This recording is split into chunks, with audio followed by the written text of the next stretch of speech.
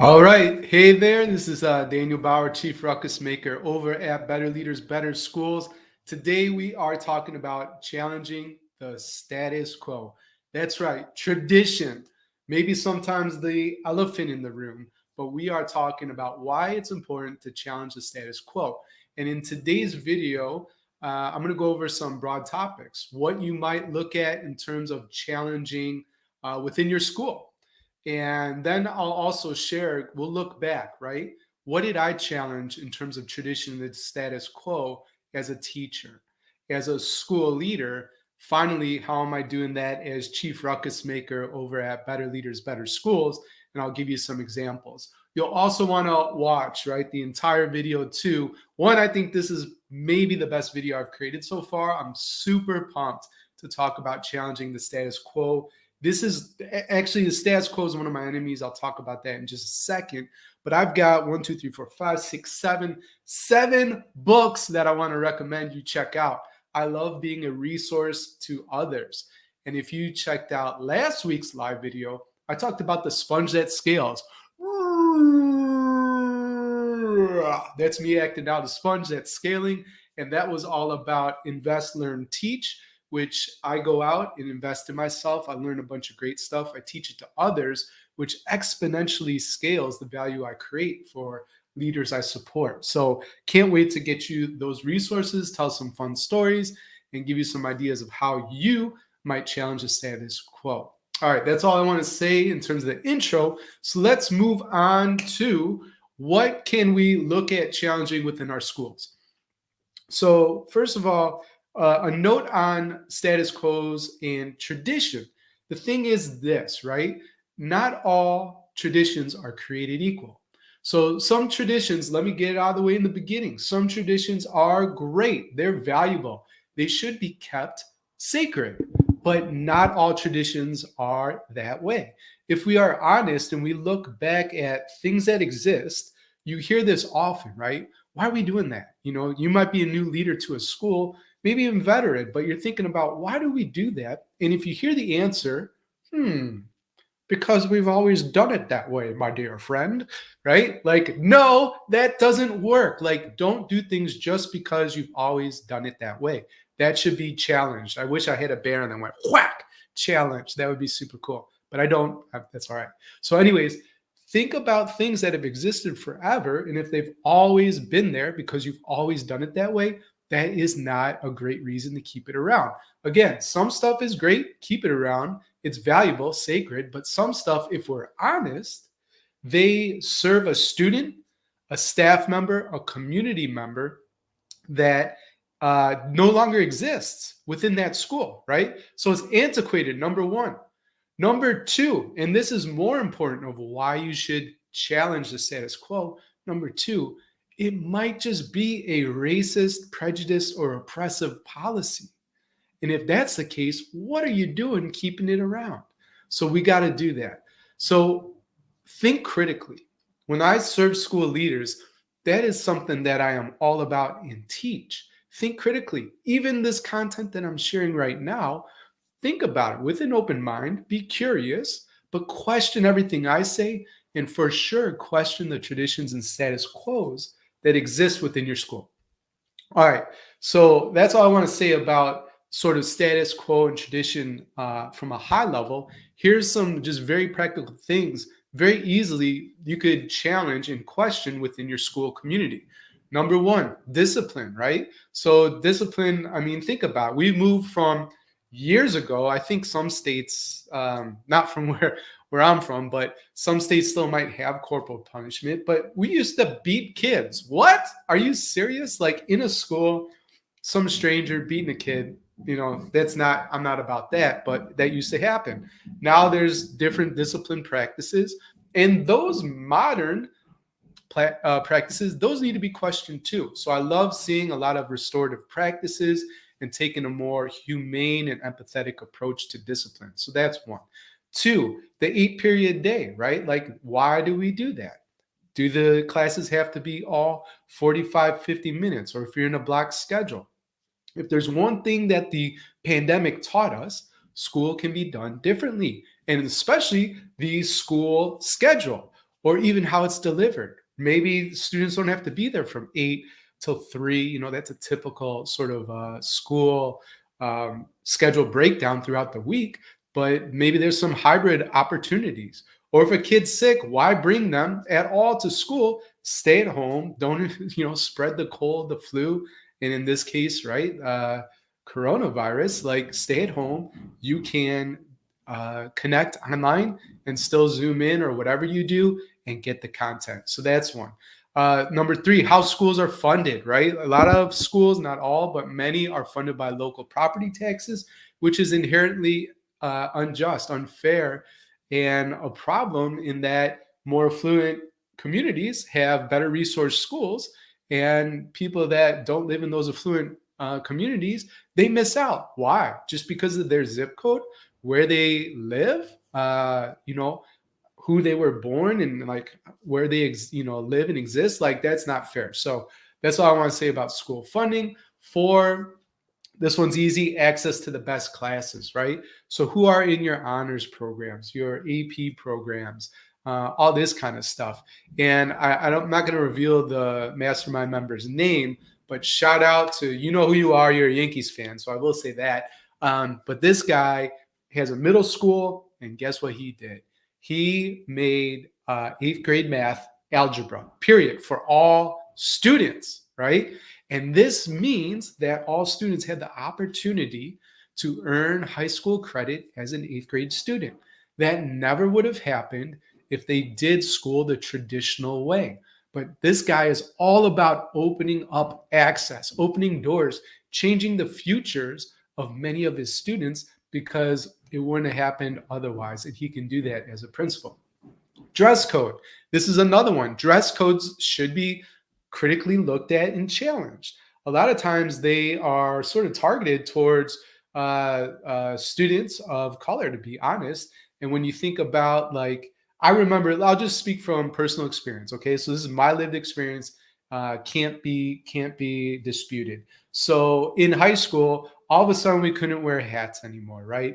And honestly, it was just a community of fear thing, and it targeted mostly students of color, right? And so all of a sudden that's not happening, and whatever, that was super unfair.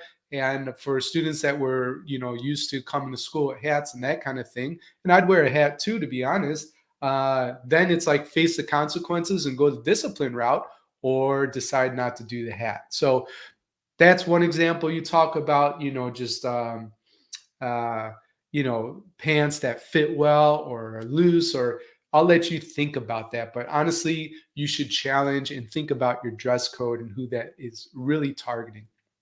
And then finally, well, and actually one more thing too, think about gender as well, right? A lot of times I know as a principal, as an assistant principal, some of the dress code sort of violations and that kind of thing, they actually disproportionately affected our female students too, right? And so that I think was unfair as well, because guys, they weren't targeted by teachers as much. I'm curious, like, of course, you don't want to have everything hanging out, right? I understand that, but you can't change the body that you were given, right?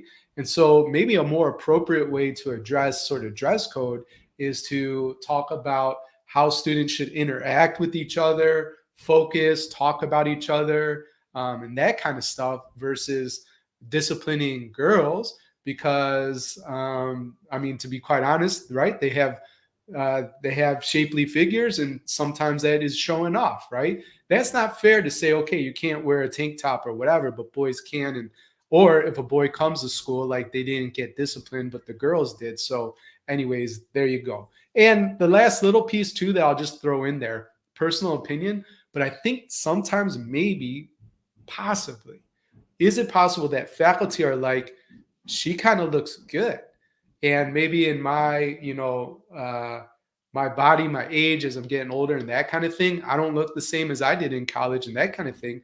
Is there some, like, sort of weird jealousy going on too? Just putting it out there. That's an opinion. Okay, last one. You really might not like this, so I hope you stick around. Your attitude in school. Your attitude as a leader could be questioned. So here's two resources. Super excited to share these with you. But this is going to hurt. Now, let me say something nice before I come with the pain. So last week I did a post, and essentially it was a case study of the mastermind, the way I serve school leaders, number one. Number two, in a mastermind, there's an aspect that is called the hot seat. You quickly share context of a challenge you're facing, and then you leverage the collective IQ of who becomes your personal board of directors, right? The other members of the mastermind, which is about, let's say, a group between 5 to 15 generally.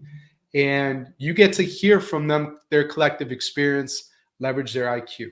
Stories of success, stories of failure, resources, questions asked, and you're able to leave that hot seat with a much more robust approach to your challenge. So I won't reveal the member's name. This principal was going into year 4 of his school. He felt like the culture building efforts that he was putting in and the relationship building efforts that he was using just were falling flat. Okay.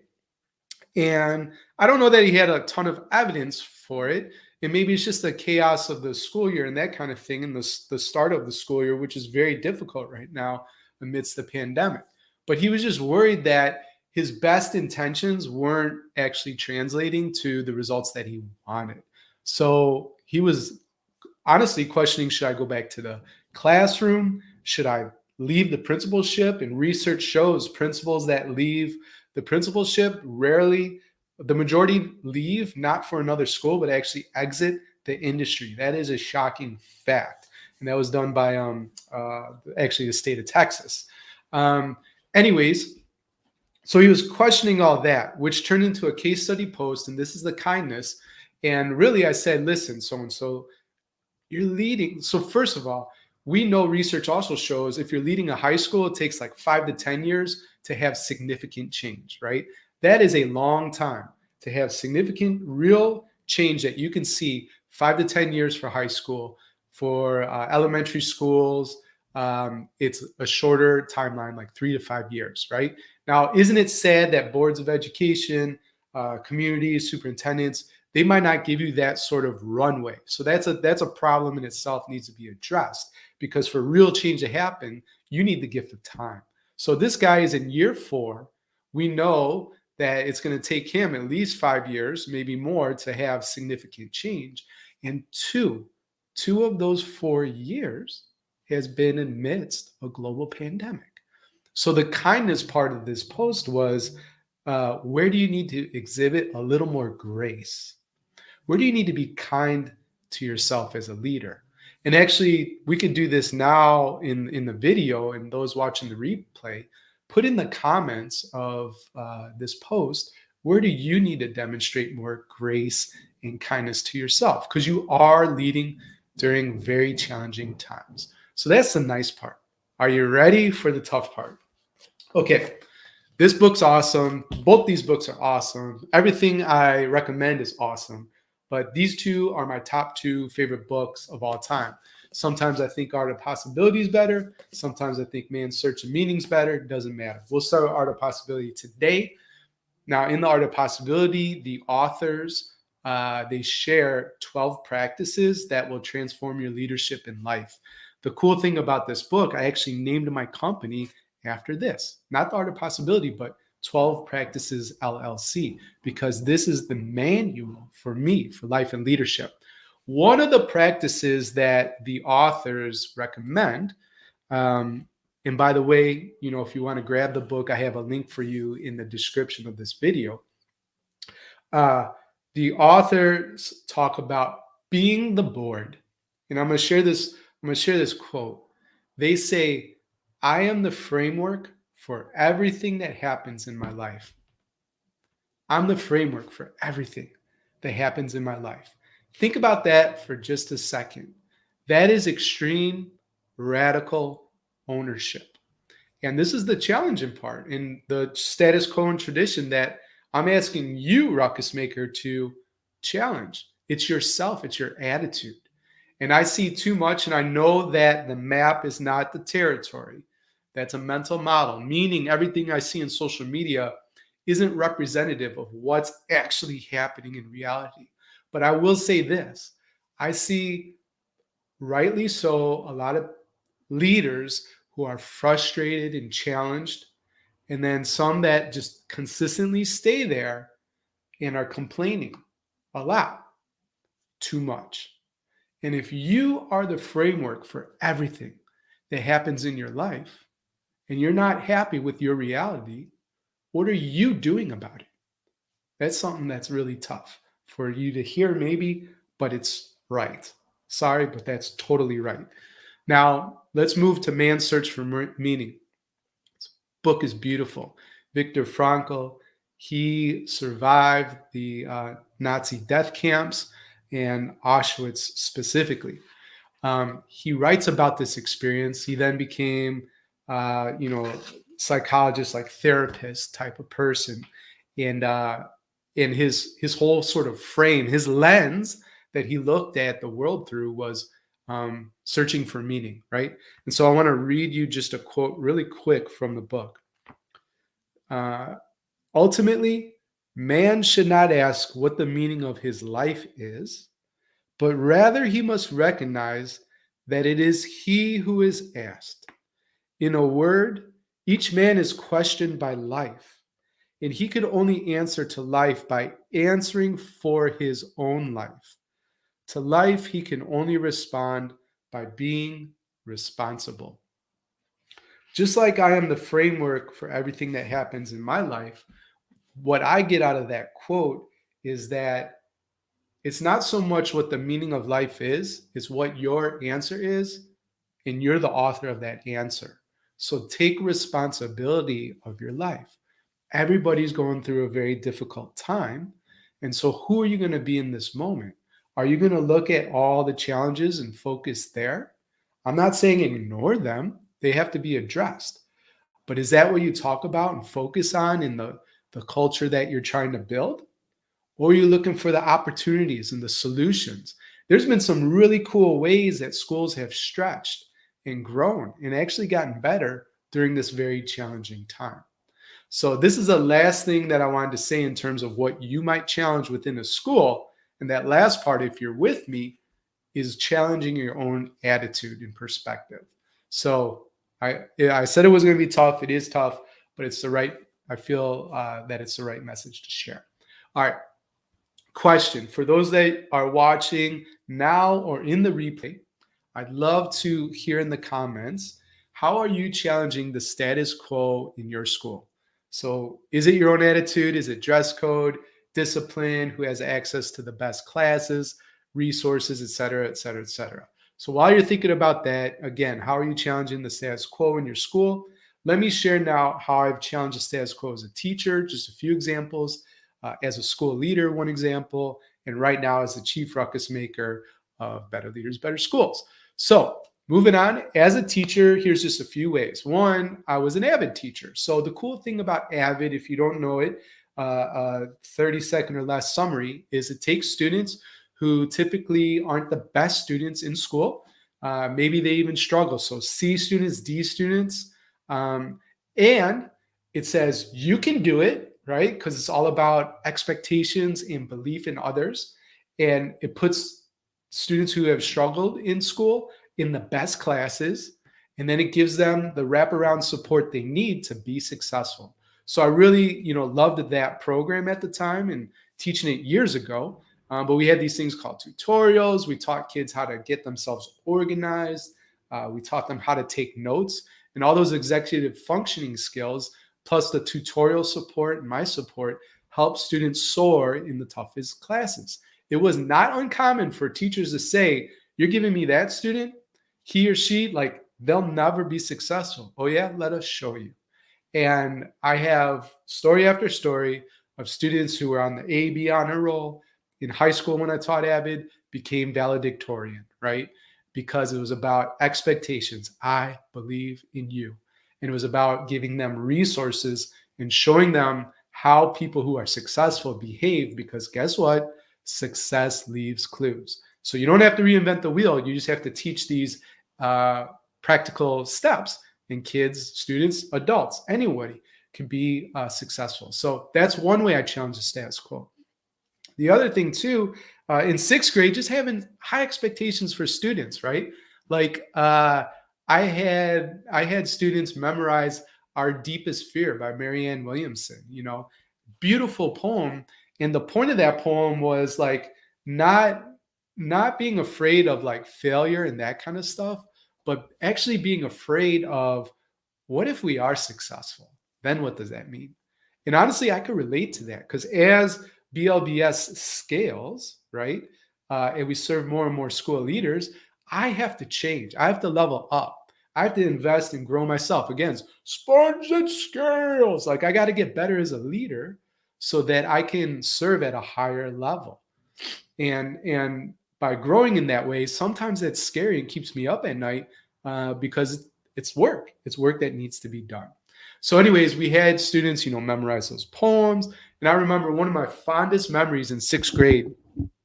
I had students call universities in front of the class. They had my cell phone, and I never will forget Matt. Matt might even be watching. I'm pretty sure we're friends on Facebook. But it was such a cool moment. It was an all boys class, and so there's like him and like let's say 15 of his peers, and he wanted to go to Kentucky. That's the school he thought was cool at the time. So he called University of Kentucky, and we had these questions scripted out that he could ask, like, what could he be doing right then and there as 11 or 12-year-old, the same age as my nephew Silas right now, talking to college admissions officer, what could he do to get prepped for admissions to University of Kentucky? And the admissions officer was so generous. We had him on speaker. She was talking about all the stuff he could do, and then asked for the address of the school. So we gave it to her. And about a week later, a box showed up in our class with all sorts of University of Kentucky swag. And that I'll always remember that moment because I think probably Matt does too, and all the other students. Like it was an authentic moment. It was making learning real. It was saying you can do this. Like it was just super cool. So that was one way I challenged the status quo too, saying that sixth grade, high expectations. You could do this, college, blah, blah, blah. It's not for everybody, but let's try it out. All right. In high school, and I'll keep this short, but essentially I designed a unit of study that was around Tupac, his rap, his poetry, his lyrics, and we unpacked the literary elements that existed within his music. This was on the south side of Chicago. It was in Kenwood, so this is like right next to Hyde Park where Barack Obama lived when he lived in Chicago, and it was extremely relevant to the students I served. And instead of like Shakespeare, and they learned Shakespeare in other classes and that kind of thing, like I said, okay, who's somebody that you want to look at, dig into, apply, literary lenses to in critical thinking, and we decided on Tupac. And so we dove in. That was super fun, super relevant, super authentic. And guess what? Students were doing more work than they ever did before because they loved the experience. And we challenged the status quo, which was curriculum, right? Okay, that was as a teacher. Moving on, as a local school leader, one example of how I challenged the status quo. And I want to just give a shout out really quick. Who knows if they'll be watching the replay or not, but Dre Weaver, who was the principal, Shanae Jackson, the assistant principal, and way too many faculty members to shout out right now. But anybody at Brooks College Prep who helped implement this idea, that was the only reason we were a success, is because the faculty really ran with it. But it was this idea of a seminar day. And to be fully honest, like I didn't think the idea would work in the beginning. I was a bit of a poo-pooer, which is not very cool. But I got on board. And the neat thing about seminar day, here's how it worked. We have a very strong union, which is great in Chicago. And we bargained with them and our teachers that we actually would extend the school day by 15 minutes, 9 out of 10 days. By doing that, we banked extra minutes. So every 10th day, which was every other Wednesday, we would have a half day of school, which allowed us to do something innovative. And again, shout out to Dre who had this idea. But Students would come in the morning, have an extended advisory. We talk, character and all, all the stuff you do during advisory. Then there were two seminars which had nothing to do with their courses, and it was a beautiful match of student interest and teacher passion, right? And so we had classes from everything from actually literally playing video games, Zumba, dance, braiding natural hair, live performance in terms of music and theater, robotics, painting, like literally anything you could think of, but it wasn't a traditional class.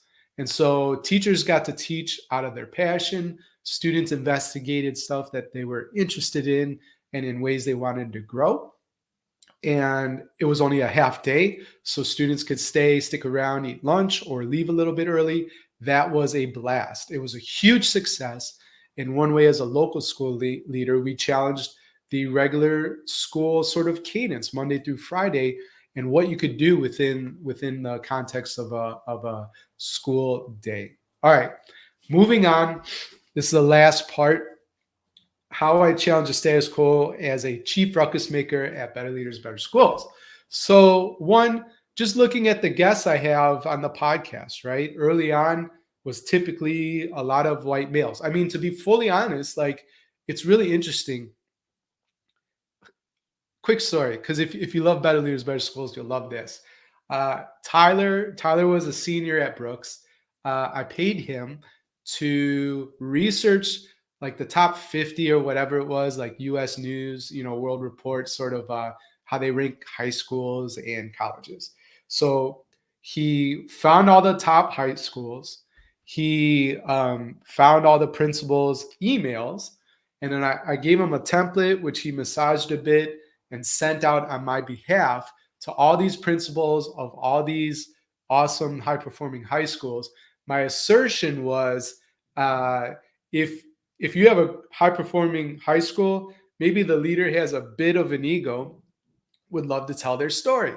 And at the time, this is 2015 September, I thought I need podcast guests. Like, who am I going to talk to? My network's not that large at the time. And so Tyler faithfully does all the research. We send out all the emails and we wait. Who's going to respond? And guess what? 0 people, none, not one of the principals said, I want to be on the podcast. I was destroyed. I almost didn't launch the podcast. Can you believe that? I wouldn't be talking to you right now. I wouldn't have this show that has 1.5 million downloads and growing, and this awesome leadership community I call the Mastermind if I would have quit back then. So there's a leadership lesson there. Don't quit. And so we had to pivot, right? People who pivot, who innovate, like they figured out their success. So the pivot was this, which was, what if I look at just school leaders who are talking about their work on social media? So Twitter, Facebook, LinkedIn, who's talking about their work? Let me reach out to them. And that was the ticket. So that's how I found my first guests. At this point, I get pitched all the time. It's a good problem to have. And anyways, so back in the day, I never had a white male say no in terms of coming on the show, right? No problem with that. But what was interesting, if I wanted to add diversity in terms of gender and in terms of race, that was harder to get women and leaders of color on the podcast back then. Still is kind of true today, but that is one way I'm challenging the status quo. I want to make sure that there's better representation of all the wonderful ideas and experience and insights on the podcast. So I have to work and commit to that. I translated and also applied that same challenge of the status quo to the books we read. Because when I looked at the first books, and we still need to get better, but we read books within the Mastermind community, book after book after book, all white, all male perspective. Makes a lot of sense. That represents me. So that's probably the default way I see the world. And so I have to work hard and use a filter to say, okay, how do we diversify who we're reading within the Mastermind to ultimately serve our members at a higher level? So we question the books. All right. So those are 2 ways, 3 more. This is super fun. In the spring of 2021, we launched an experiment, which was a women's only cohort of the Mastermind. Here's why. In researching for my latest book called Mastermind, Unlocking Talent Within Every School Leader, um, I found out, oh, well, actually, I was curious, right? I was just curious, uh, how many, what does it look like in terms of gender breakdown at the teacher level, the principal level, the superintendent level? I'll get the general idea right. I might get the specific figures a bit off. But I think it was like 76, 75, 76% of teachers are women. Then at the principal level, uh, it drops down to 52%. So still a little more women, but now it's more balanced women and men. Then at the superintendent's level, it drops by half. And 25%, I believe, of superintendents are women and 75% male. So I put a tweet out that just said that. It's facts. Like, you can research it. And I didn't put any sort of opinion on top of it. And usually there's a little bit of interaction, a few retweets here or there on Twitter and engagement. This one went crazy, hundreds of comments and retweets and that sort of thing. I said, holy moly, like, there is something going on here. So I reached out to my dear friend, Kareen, who is a leader up in British Columbia. And I said, look at this. And what if we offered a mastermind specific to women who want to redefine what being courageous, daring, and brave looks like as a school leader, specifically targeting women? She said, let's do it. And that's been the fastest growing cohort.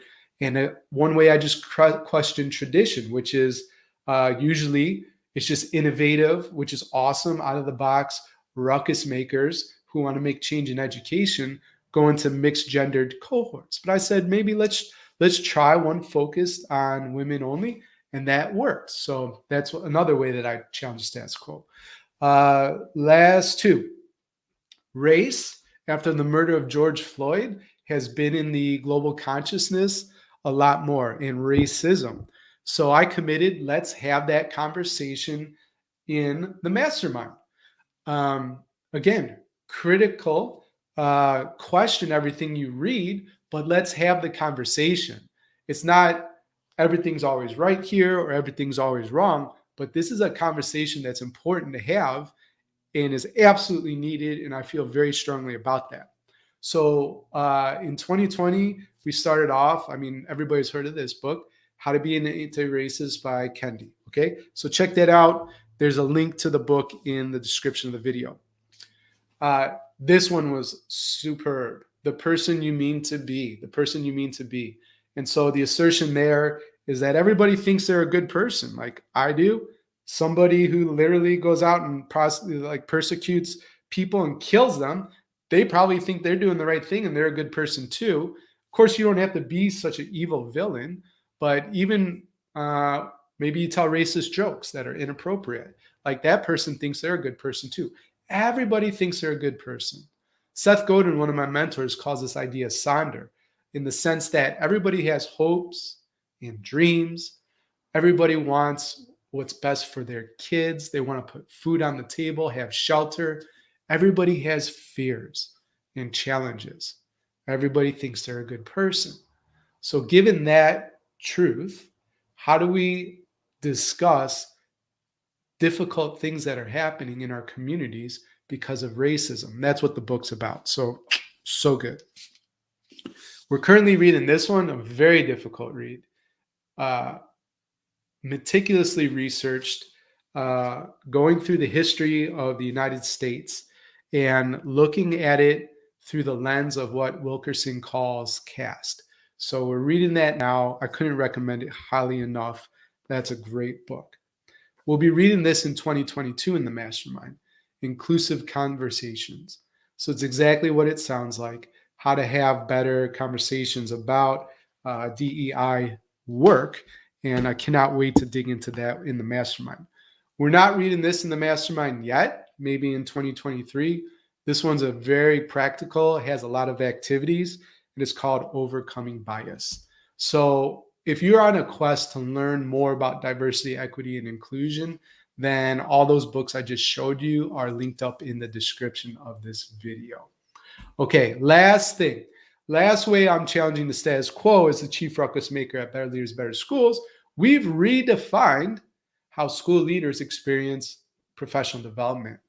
So gone are the days, right, of just going to conferences, which is pretty much like, one size fits all, or, even what the central office or the district might offer, which isn't as differentiated or personalized. In general, this is a generalization, right? But in a mastermind, it's first of all, it's weekly. Think about, I almost like want to like go, it's mind blowing. Think about the value of building relationships on a weekly basis with the same group of people. How much trust, right? How much authenticity, psychological safety that would occur in that kind of container. In diving into the topic of education and leadership on a deep level. Can you imagine the return of investment on your leadership and how much you would grow and how much better your school's culture and performance would be by investing in yourself in that way? It's a game changer. And honestly, I'm getting more and more excited as this grows that I want Better Leaders, Better Schools to be synonymous with an organization that changed the landscape of how school leaders experience professional development. And I know we're doing it. So that's just super exciting. So it's a weekly meeting. We get together, we discuss education and leadership at a deep level. We read great books. We have the hot seat, which I described earlier in the video. We celebrate wins. We share resources freely. So no longer like, let me compete with this school across the street and we'll hoard all our resources. We won't share what works. No, we share everything, because at the end of the day, my motto, everybody wins when a leader gets better. Everybody wins when you get better. So we share that stuff freely, and we're redefining how school leaders experience PD. So that's all I have to say. And in closing here, last question. For those of you watching the replay, what is your number one insight? So I shared a lot, right? I set the context of why you should question the status quo and tradition. And again, some traditions are great. Some need to be dismantled and reimagined, right? And I gave examples of how I did that as a teacher, as a school leader, and now as the chief ruckus maker at BLBS. So what was your number one insight? Put that in the comments. And a couple of things I just want to point you towards. Again, all the books that I mentioned are in the description. A lot of what we're talking about when it comes to tradition and status quo, that really is like overarching is culture. And so the cool thing, in just 5 days, whoa, I can't believe it's just in 5 days. Time moves so fast. I'm doing something called the Culture Bootcamp. And this is a free 5-day challenge. So I invite you, if you'd like to level up your culture, maybe you're going from the worst school to the first school. Maybe you're going, like Jim Collins would say, from a good school to a great school. I will teach you some practical things over 5 days in that Culture Bootcamp. Click the link in the description or go to my website. Just type in Culture Bootcamp in the search box. You will find where you need to go, and it's completely free. And I've talked a lot today too about the Mastermind. So I do have that book. It's coming out in just under a month at this point. It's awesome. Like, it really is. Like, I could confidently say that I've put everything I have into it. It's the book it's actually the thing I've created that I'm the most proud of to date. It's being published by Corwin and the National Superintendents Association, the AASA.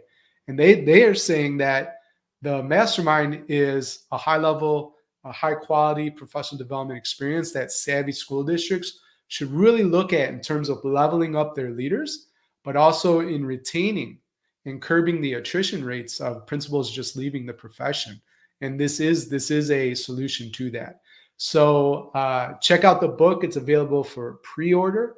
I forgot to put the link in the description, but if you go to my website and just search for free chapter, betterleadersbetterschools.com/free chapter. You can sample the first chapter and then go get yourself that book. If you do go to the Corwin website, like right now, use the code SUMMER21 and you can get 25% off and free shipping. And of course, if you want to check out the Mastermind, that's very easy to find on the website. And if you're looking to level up here in 2021-22 school year, we've got the perfect space for you. All right. Danny here, Chief Ruckus Maker, Better Leaders, Better Schools. Blessings to you. Lots of love. Have a great day and go make a ruckus. Bye for now.